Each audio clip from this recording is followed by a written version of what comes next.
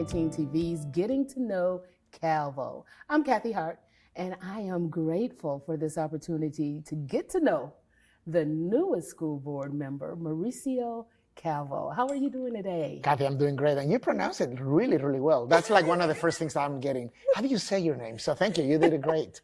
Yeah. Thank you. Yeah. So congratulations Thank you. on your new appointment, right? Yes. And I just kind of want to jump in and ask you, what made you put your name in the hat? Hey, why not, right? There's so many reasons why I've been saying this, and I really mean it. I really think that this is the most important work in Shelby County right now. Okay. I think Memphis, I was born in Mexico City, and we'll talk a little bit about that, but I've been a Memphian for the last 30 years. And Kathy, I really believe that every single issue, good and bad, opportunity or challenge that we're facing in our city, and in any other city for that matter, is tied to education. So when the opportunity came, I jumped at it. Not because it's an easy job, but because it's important, it matters. I have 3 children who attended the public school system here. One just graduated from high school, and 2 are still there. Congratulations. Thank you, thank you. She's gonna be going to college next weekend.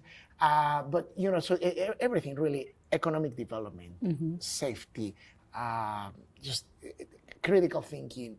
How do we move our city forward?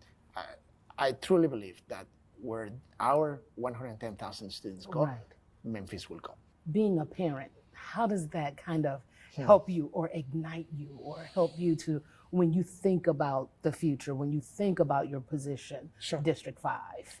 So, Kathy, I don't think you need to be a parent to do a good job on this, right? Or a family, as you said, Right. because I know we have some school board members who are grandparents or who are former Right. teachers. Right. But in my particular case, I think it brings proximity to the students. I mean, when they say it hits home, it literally does, home. right? I mean, it's right there. So because I'm very vested in my kids' education, but also on my other job as the CEO of Latino Memphis, for the last 15 years, I have seen most of our clients, their children are scholars at Memphis-Shelby County Schools. So I think there are a number of reasons why this feels very close to home.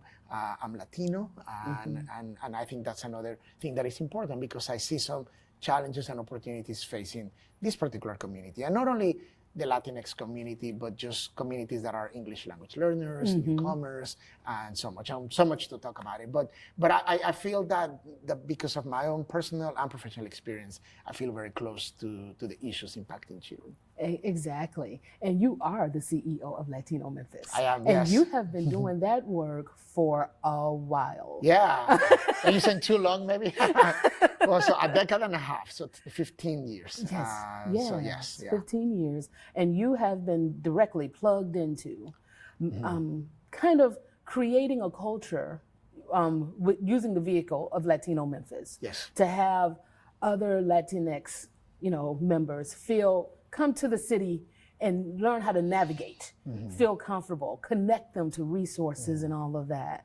And how did you get into doing that kind of work? Yeah, I don't think many of us, maybe some people really know exactly what they're going to be doing in life and they just go through every step of the journey. I would like to tell, if we have any young people watching us or any parents who want to tell their kids this, it's sometimes it's by accident, sometimes it's by, I think it's important to have some plans, but it's also important to be open to how things change. Right. So I'm not going to bore you with my whole story, but I came here 30 years ago to attend Christian Brothers University, and then from there I did a lot of different things, a ton of different things.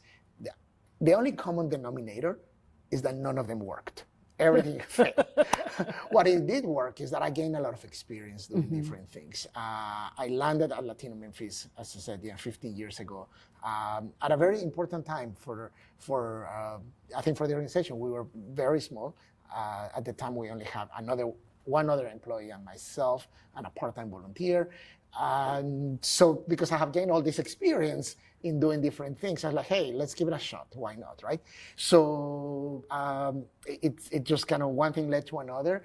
And I'm proud to say that today I have a great team that provides a lot of social services and legal services.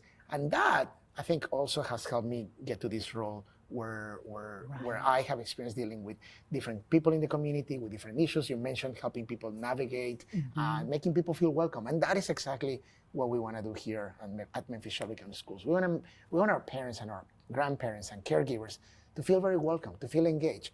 And I want to come across as a board member that wants to listen to people. I don't know everything. I'm not an educator, but I will listen. I will listen to people, and I want to lead by consensus. I want to hear what. Doesn't mean that we can please every single person every single time. But what I promise to do is I will promise to listen, and I promise to explain to people why I made the decisions that I made. So even if we disagree, at least they know where I came from. At least they know where you stand. And that is awesome, because you have not just been doing this at Latino Memphis. You are currently on many different boards throughout Memphis, right? So that means that you are plugged into the community economically, you know what I'm saying? I believe it was Hope Credit Union, with policy and all that. I don't know how to pronounce it. Unido, yeah, wow. US. Yeah, good job. Yes. And so all of that, when I was researching, I was like, wow. You did your homework. Well, we're in the school. We're supposed to do our homework, right? This is what we do. And so it gives you kind of like a special eyesight, a special insight, if you will. Maybe not only the ground level, the dance floor, but also from the balcony, look into things, right? I hope so, and I do believe so. I take that with a lot of pride and humility at the same time.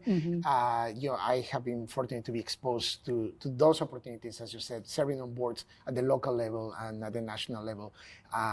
It gives you a better understanding of what governance is about. And I want to take this kind of, since you cue that question, what governance is. And I'm looking at my role at the school board as the legislative body of the school system. So we're not there to get into the weeds, into how this and that happens. We're there to help people make decisions. We only have, Shelby County Schools, Memphis-Shelby County Schools has probably more than 14,000 employees. And we need to continue to remind people this. After FedEx, we're the second largest employer in Shelby County. You know that, but a lot of people don't know that. But as far as I'm concerned, the board, my 8 colleagues and myself, we have 1 employee. The superintendent that reports directly to us. She is responsible for getting a cabinet that in turn will get principals and teachers and all of those things. But our role is to direct, to hold accountable, to bring support, to bring resources, to make sure the resources are being used properly, to ask questions, to understand policy. That's governance. Right? If you think about the city council or the county commission, we were talking about that a second ago. There are no police officers or firefighters or picking up trash, but they need to be able to connect with the people they represent and also bring decision making and bring bridges, perhaps, to these policies and to these decisions. So that is the role of board members. And I'm very proud of the group. I think we have a very diverse group of people with different, not only different demographics, but also different expertise and different lengths on the time of serving on the board. So I'm just starting to get to know them. But so far so good. When you were younger, did you think this is what you would be doing? You just call me old. Just kidding. I didn't. No, of course not. Just kidding. I didn't, but I always hoped that I would. Oh, okay. So I always wanted to be in public service. So when you were in high school, let's take it back to when you were in high school. Right. Okay. When you were in high school, what are some of the extracurricular activities? So 2 things happened when I was in high school. My father passed away when I was 15. And also the same year, I went to live in Ohio for a year as an exchange student. Okay. So this is a plan that we had before my father passed away. And when he died, my mother asked me, do you still want to pursue that plan? Because it was already planned. And I was like, sure, why not? So I had a wonderful time living in a very small town in Lima, Ohio for a year. I didn't speak a word of English, but I landed with an amazing family that took really good care of me. So I was already kind of shy, and I was living in a new country in a much smaller town where I didn't know anybody and I didn't know the language. And I think that year I was still very quiet and shy, but that was probably one of the things that just propelled me to just to be more outgoing, because I had to, had to hustle if I wanted to just do something. So it was. So then I went back to Mexico City, finished high school, and then I came back. Let's take it to District 5. Let's start with the scholars, middle school, elementary, high school. For the year 2023-24, what are some gems, some things that you would like for those students to keep in mind as they navigate the year? Oh, a lot of things. First of all, I want to wish them the best year ever, right? And we want to say that every single year. I got the opportunity to see some of the kids, and just they're super excited. And we hope that the excitement of the first few days and a little bit of the fear too will continue throughout the year. And have that people don't lose steam, like they continue to be excited about the year. I think a lot of things are important in District 5. I was saying earlier that sometimes it feels that Cordova is a little farther out, but we're still part of Memphis. Right. District 5 is one of the most diverse districts. There are people from many nationalities, and Cordova continues to grow. Speaking of growth, we're going to have a new high school being built in the next maybe year, 2 years. It's going to take maybe 2 years to build the high school, right? But I will tell, hey, those kids that are in middle school and certainly in elementary school, many will go to Cordova High, but we're also going to have a new high school built. Right. So that's going to be super exciting. So I really want to wish everybody the best, and I want to connect with them. We're going to have some town hall meetings. I want to talk to teachers and parents and students. We're going to make a fun year this year. So anything that I can do to support teachers, administrators, parents, students, that's what we're here for. That is the role of board members. So we were off air. Okay. And we were talking about fun facts. Yes. Right? Yeah. And wanted to see if you would share some fun facts about yourself with us today. Yeah. Okay. I'll start by saying that I'm probably the only Latinx person who doesn't know how to dance or play soccer. So I don't do that. What I do is I love to run. Okay. I like to ride my bike. I like going to the gym and swimming and all of those things. I also cook. I love to cook. So you're a home chef. Yes. I don't know how good of a one. Being the new District 5 Memphis-Shelby County School Board member, are there any things that you want to say directly to the community? I want to tell people, become engaged, stay engaged, show up to your parent-teacher meetings, come to the Parent-Teacher Association. Again, become involved in your kids' education. You don't have to be an expert. You don't have to be a teacher, but all of us play a role. We as parents are the first, or grandparents or caregivers, are the first teachers of our kids.